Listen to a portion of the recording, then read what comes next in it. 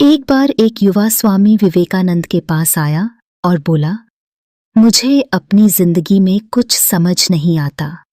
मुझे लगता है कि मैं कुछ नहीं कर सकता। स्वामी विवेकानंद ने मुस्कुराते हुए कहा, तुम्हें अपने आप पर विश्वास नहीं है।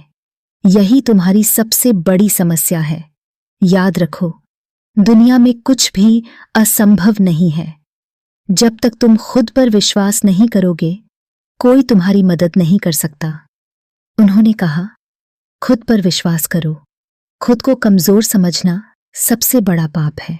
जब स्वामी विवेकानंद शिकागो में विश्व धर्म महासभा में पहुंचे तो उनके पास रहने और खाने के पर्याप्त पैसे नहीं थे। उनके पास सिर्फ अपनी बुद्धि और आत्मविश्वास था। सभा में उन्होंने अपना भाषण sisters and brothers of America कहकर शुरू किया। उनकी यह बात सुनते ही पूरा सभागार तालियों से गूंज उठा। उन्होंने पूरी दुनिया को भारतीय संस्कृति और वेदांत के ज्ञान से परिचित कराया। इस घटना ने साबित कर दिया कि आत्मविश्वास और ज्ञान ही सबसे बड़ी ताकत है।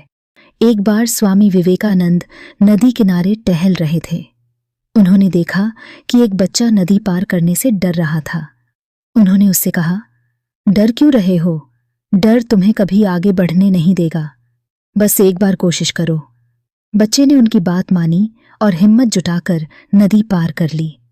तब स्वामी विवेकानंद ने कहा, डर केवल तुम्हारे दिमाग में है, उसे दूर कर दो और तुम किसी भी मुश्किल को पार कर सकते हो। स्वामी विवेकानंद एक बार बनारस में मंदिर देखने गए। लौटते समय उनका सामना बंदरों के झुंड से हो गया। बंदर उन्हें डराने लगे। विवेकानंद ने भागना शुरू कर दिया तो बंदर और आक्रामक हो गए। तभी एक साधु ने चिल्लाकर कहा, भागो मत, उनका सामना करो। विवेकानंद रुक गए और बंदरों की ओर देखा। उन्होंने बंदरों को डराया और वे भाग गए। इस घटना से उन्होंने सीखा कि डर से भागने के बजाय उसका डटकर सामना करो। स्वामी विवेकानंद अपने गुरु रामकृष्ण परमहंस से अक्सर सवाल करते थे। एक बार उन्होंने पूछा, क्या ईश्वर को देखा जा सकता है? रामकृष्ण ने मुस्कुराते हुए कहा, हाँ, मैं ईश्वर को वैसे ही देखता हूं जैसे तुम्हें देख रहा हूं। बस तुम्हें अपने भीतर और बाहर की सीमाएं तोड़नी होंगी। इस उत्तर ने विवेकानंद के जीवन को बदल दिया और उन्होंने मानवता की सेवा को अपना लक्ष्य बना लिया।